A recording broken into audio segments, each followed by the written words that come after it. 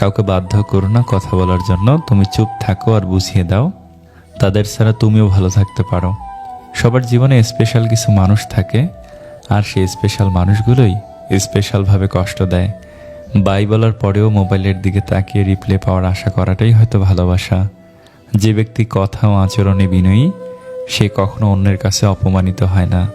নুপুর থাকলে পা সুন্দর, চুড়ি থাকলে হাত সুন্দর, টিপ থাকলে কপাল সুন্দর, লিপস্টিক থাকলে ঠোঁট সুন্দর, কিন্তু সব কিছু দিয়ে নিজেকে সুন্দর করে সাজানোর সত্ত্বেও যদি মন আর চরিত্র সুন্দর না হয়, তাহলে সব সুন্দরতা মূল্যহীন। হাসপাতালে ঘুরে আসলে বুঝতে পারবেন রব আমাকে আপনাকে কতটা সুস্থ রেখেছেন। ভাগ্যের কাছে নয়, হেরে গেছি বিশ্বাসের কাছে। মিষ্টি কথা নয়, স্পষ্ট কথা বলতে ভালোবাসি।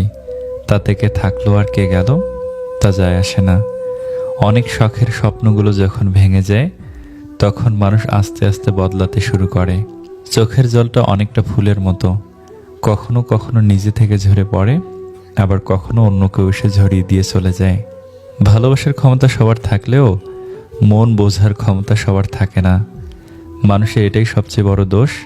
মানুষ তার না পাওয়াগুলোকে খুব বেশি যত্ন করে, আর পাওয়াগুলোকে অবহেলা করে দূরে সরিয়ে দেয় এবং হারিয়ে ফেলে।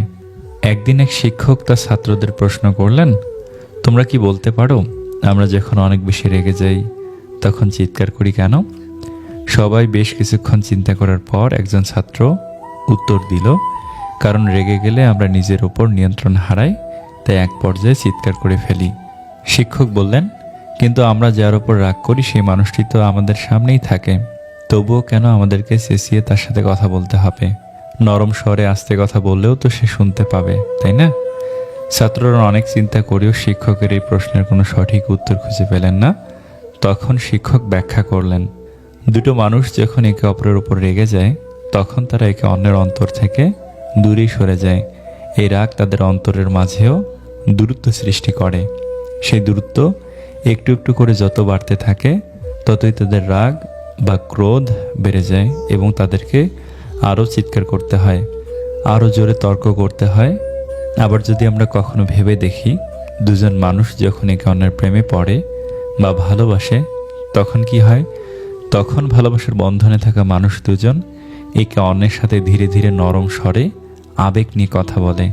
কারণ যারা ভালোবাসে তারা একে অন্যের অন্তরের খুব কাছে থাকে, আর যারা অন্তরের খুব কাছে থাকে তাদের কথা শুনতে হলে চিৎকার করার কোনো প্রয়োজন পড়ে না।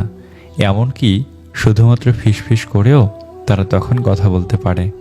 যারা আরও বেশি গভীরভাবে একে অন্যকে অনুভব করতে পারে, ভালোবাসতে পারে, তখন কি হয় তা কি আমরা জানি? অদ্ভুত সুন্দর ব্যাপার হলো, তখন তাদের ফিসফিস করেও কথা বলতে হয় না। তারা দুজন যখন একে অন্যের চোখের দিকে তাকায়, তখনই অন্তরের অনুভূতি, কথা, শব্দমালা সব অনুভব করে ফেলতে পারে। কারণ তখন তাদের অন্তর তাদেরকে এক করে ফেলে। তাদের কথা তখন হয় অন্তরে অন্তরে। প্রিয় মানুষটাকে খুশি করার জন্য মিথ্যে না বলে, মিথ্যে আশা না দিয়ে যতটা সম্ভব নিজের দিক থেকে সবটুকু দিয়ে আগলে রাখবো। চুপচাপ থাকা মানুষগুলোকে কখনো দুর্বল ভাবা ঠিক না, কারণ তারা ভদ্রতা জানে বলেই চুপচাপ থাকে, আর এটা তাদের পারিবারিক শিক্ষা।